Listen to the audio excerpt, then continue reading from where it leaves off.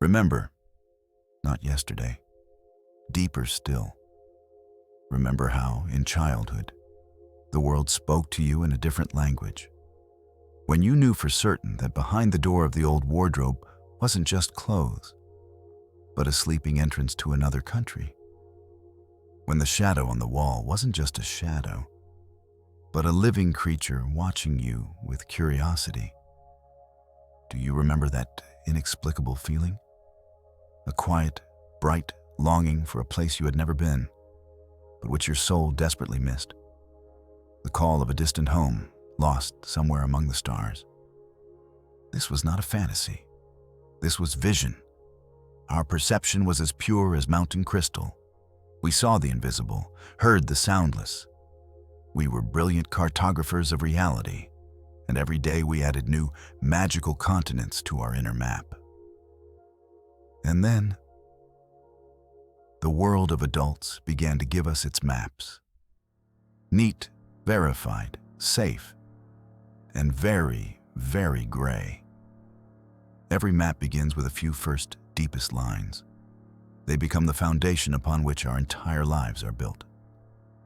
Some of these lines are drawn with light and warmth. But there are others, those that are drawn with cold, harsh strokes. Imagine a little boy. He has just painted his first masterpiece, a purple sun over an emerald river.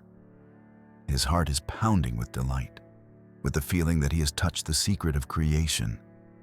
He runs to the most important person in his universe, his father. He hands him the sheet of paper that, to him, is his entire soul. And his tired father, absorbed in his own worries, tosses over his shoulder. What's this nonsense? The sun isn't purple. Go do something useful. Artists die in poverty. Click. In that very moment, a thick, ugly border appears on the radiant map of this boy's world. And on it, a huge, rusty lock with the inscription, "To create is dangerous. To dream is foolish. To be yourself is punishable." 30 years pass. The boy has grown up and built himself an impeccable life. Strong, respected, proper. But every night, he dreams of a purple sun, and he wakes up with an inexplicable, gnawing emptiness inside. He lives honestly and conscientiously within the tiny, fenced-off territory that was permitted to him, sincerely believing that this is the whole world. He has forgotten that he was once a cartographer. Now, he is just a prisoner. We all live inside such maps, riddled with others' borders and locks. We argue with each other, desperately defending our own tiny territory because our neighbor's map seems like a direct threat. We fight to the death for the rightness of our prison rules. But the entire tragedy and all the hope lies in one thing. You are not a prisoner. You are the cartographer who has simply forgotten his power. You have forgotten that an invisible piece of chalk has always lain and will always lie in your hand. You don't need to fight the old map. You don't need to try to erase its ugly scars. That will only add new lines of struggle and suffering to it. You only need to do one thing. Remember. Remember the feeling when you looked at a shadow and it came to life.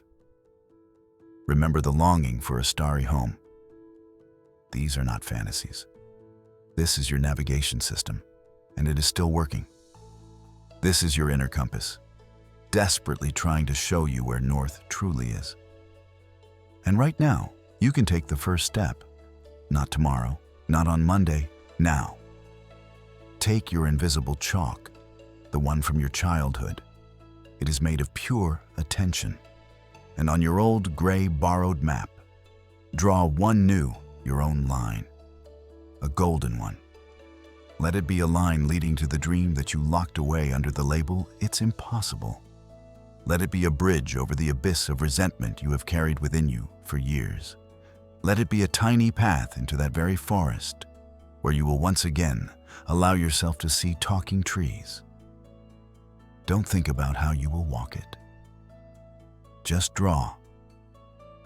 Feel the tip of your chalk touch the old paper. Feel how, under its warmth, the rusty locks begin to crumble to dust. You are not a character living on a map.